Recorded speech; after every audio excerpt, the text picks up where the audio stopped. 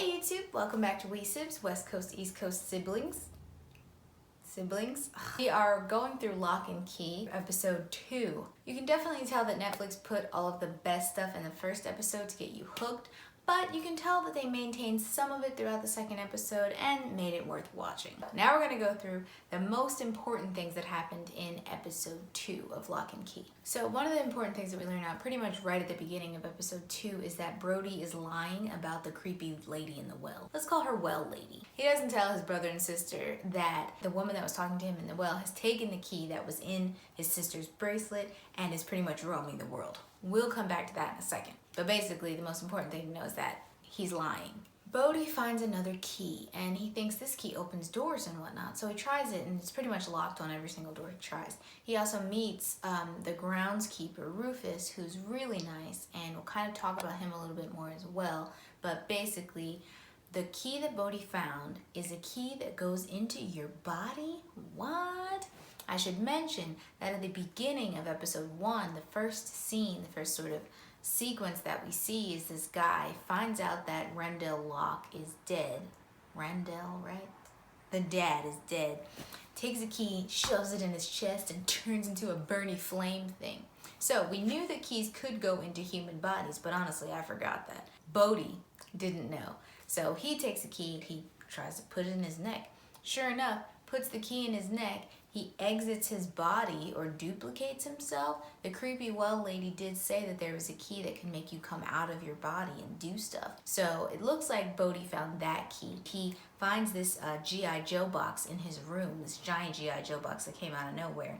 And we don't know what's inside the box, but we know there's lots of lights in it. And at the end of the episode, Bodhi goes into the box, like he's going to a place. It seems like a kind of Narnia thing. Backtracking to Rufus. Rufus is Ellie's son, and Ellie introduces herself to the kid's mom, Nina, and she is telling her that she grew up with Rendell, her husband, that they were in high school together and they were a really tight-knit group, and you kind of get that there's some sort of mystery around that friend group, the relationships that were going on there, and then we learned that Ellie is Rendell's best friend's girlfriend, or at least his best friend in high school. And Nina, the kid's mom, meets the English teacher at the school, and he also mentions the tragedy of whatever happened between this friend group, and they were really close-knit, but Rendell never told Nina anything about any of this. So it's all new and a mystery to her, and I'm sure she seems pretty hurt, you know, that he had this kind of whole other life in his high school that he doesn't remember. She confronts Duncan, the kid's uncle, Rendell's brother, about the childhood and about this mystery trauma, right? He doesn't remember. He says it's almost like that entire section of his childhood is wiped from his memory, which I think goes back to what Bodhi said about the kids only being the ones to see and to remember all of the magical things that are happening in the house. Also, really appreciated that Narnia reference. Good job, world. Good job, Netflix. I think Ellie tells Nina that the tragedy that they all went through as a group of friends way back in high school was that they were partying their senior night the night they graduated, and 3 of their friends died in the river. And one of them was Rendell's best friend, Lucas. Definitely adds some gravitas. This is a sad episode. It's a sad show, not gonna lie. But so far it's really good. I'm hooked. I'm gonna keep watching it.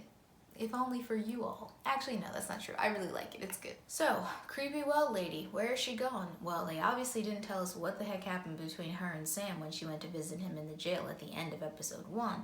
But in this episode, she seems to be really enjoying this key that can take you anywhere, because she just goes traveling, she goes to parties, she goes shopping, she robs a jewelry museum kind of place. She ate some crazy food. It looked like it was all bread. Nah. Too much, just too much bread. She kills this guy for seemingly no reason, for amusement. And Bodhi, who, you know, is now friends with Rufus, he meets Rufus out in the woods. Bodhi tells Rufus that he's trying to trap someone because they realize that they have G.I. Joe toys in common. Rufus suggests that he use a bear trap to trap his enemy. If he doesn't know what it is, doesn't know if it's smart, that's not the other thing. And so, the creepy well lady, she comes back to visit Bodhi, and Bodhi has set this trap to trap her, get the key back that she took. However, she's pretty smart, and so she picks up the key and boom, the bear trap claps on a fake, on a stuffed bear, doesn't kill her.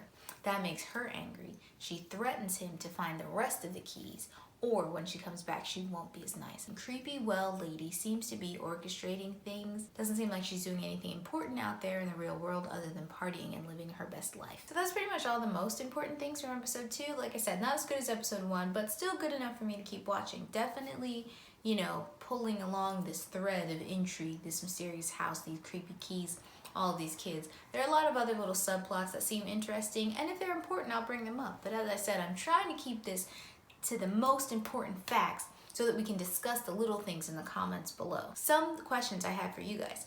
Now, I don't know about the story, as I've said a few times at this point, but is this happening in the past? Not so far in the past, but like maybe the 90s or something like that, because Bodhi has Heelys. I don't think kids wear Heelys anymore. I was super excited when I saw him wearing those. Also, he has G.I. Joe toys, and he has that fake lightsaber thing that I don't think kids play with anymore, because I remember having one and it was super cool, but like I don't think kids do that anymore. So I'm wondering if everything that's happening is in the past. Let me know what you guys think in the comments. I mean, have you guys read the books? Do you know more than me? If you do, try not to spoil it, but let me know like when this is happening. Anyway, guys, that's all I have for today's episode. Like this video if you like this video. Don't forget to subscribe and click the bell so you can be notified of all of our new content coming out on SIBZ. Oh, that was so professional. Okay, I'll see you in episode 3.